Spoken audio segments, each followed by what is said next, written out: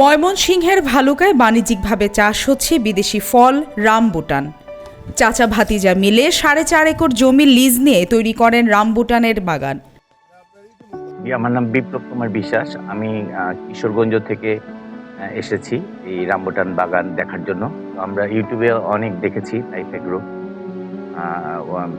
Rambutan বাগান, প্রচুর ফলন হচ্ছে, অনেক মানুষ আসছে রামবুটান বাগান দেখার জন্য। এখন এই ফল শুধু থাইল্যান্ড এবং মালয়েশিয়ার মধ্যেই সীমাবদ্ধ নয়, বাংলাদেশেও এই ফলের ব্যাপক ফলন হচ্ছে। 2020 সালে চাচা ভাতিজা উদ্যোগ নিয়ে রামবুটান বাগান গড়ে তোলেন।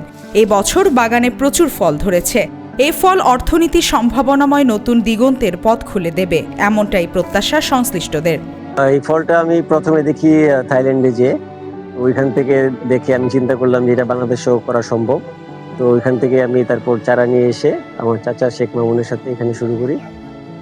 তারপর হচ্ছে ইনিশিয়ালি একটু সমস্যা আমরা ফেস করতে হয়, চাষ পদ্ধতি জানা ছিল না। তারপর হচ্ছে আমরা বীজের চারা নিয়েছিলাম, অনেক এখানে কিছু লস হয়েছে।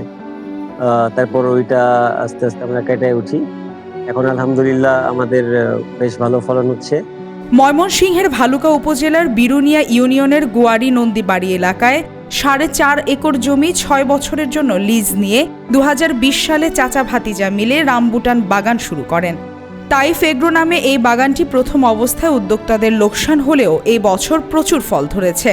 ফলটি বিক্রি করে লাভবান হওয়ার প্রত্যাশা করছে উদ্যোক্তারা। এই ফসলটি যদি আমাদের বাংলাদেশে প্রান্তিক পর্যায়ের কৃষকরা যদি এই ফসলটি যদি ফলাতে সম্ভব হয়, তাহলে আমাদের বাংলাদেশের চাহিদা পুরা করে এই ফসল আমরা বাহিরে রপ্তানি করতে। রামবুটান বাংলাদেশের জন্য অত্যন্ত সম্ভাবনাময় একটি অর্থকরী ফল। এই ফল দেশের চাহিদা মিটিয়ে বিদেশেও রপ্তানি করা সম্ভব। এতে দেশে বৈদেশিক মুদ্রা অর্জনের বড় সুযোগ তৈরি হবে বলে জানান উদ্যোক্তারা। মালিহা চৌধুরী, আয়না টেলিভিশন।